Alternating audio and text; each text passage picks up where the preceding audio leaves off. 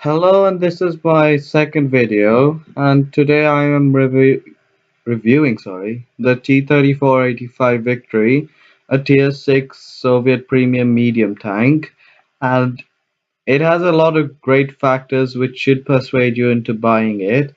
It has one of the best credit coefficients in the whole game, and so this tank can give you credits that can be similar to the earnings you get on Tier 8 premium tanks.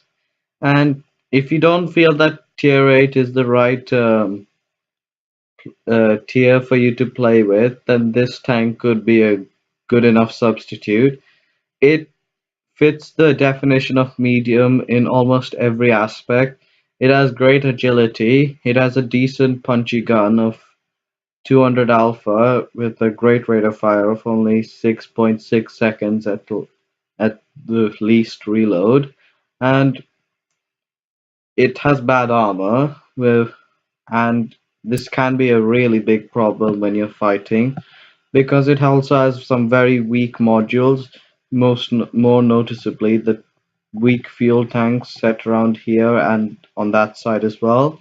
And as a result of this, you can easily be set on fire, and you can have battles where you get set on fire multiple times. And another major weak spot is this point, which can kill your driver. And while it's not as painful as getting set on fire, it's still quite a bit difficult to maneuver your tank while you have an injured slash dead driver.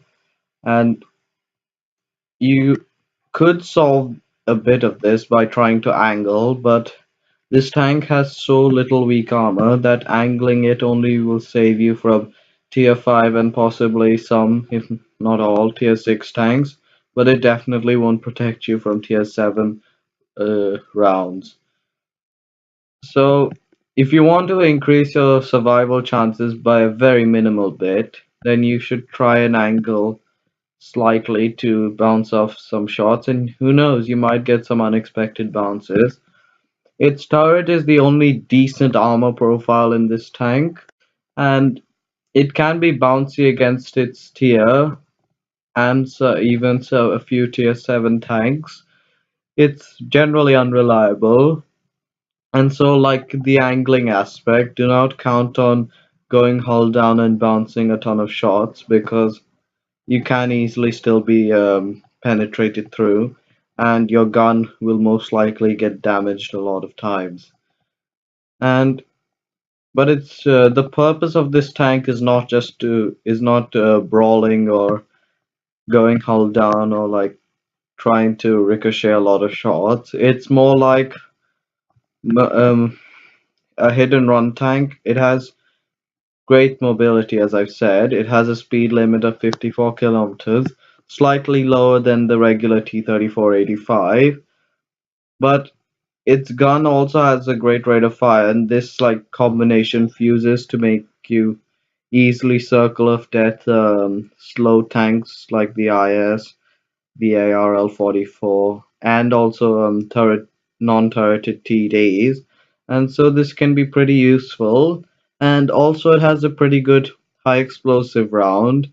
It might seem bad on paper with only 45 millimeters. It can penetrate through some very unexpected places, like the ARL's back and side turret, the VK 28.01's back, and most of the American lights. And so this can be pretty useful because 300 damage is quite a lot in tier 6. I mean, it's only 150 damage lower than the KV-1S's alpha. But yes, you can pretty much ravage lightly armored tanks with your high explosive rounds, and since you're quite mobile as well, you can easily get to weak points where the HE shell is penetrable, and you can blast off with it and destroy the enemy with it. But its AP rounds are also pretty good. It has 200 alpha, the highest alpha for a medium in its tier, single shot just to mention. And You can also quickly kill a lot of tanks with the AP round, but the main weakness of its gun is its penetration values. While it has only 126 penetration on its regular AP round and 167 on its APCR. While you are a premium and you have a really great coefficient, you could easily lose credits if you start wasting a lot of APCR rounds. And so I would not get calibrated shells over Gunrama because it's only at 6 more penetration, and so it won't do much of a difference. So it's better to have a much better rate of fire, and so kill more tanks quite quicker and just pen them where their weak spots are.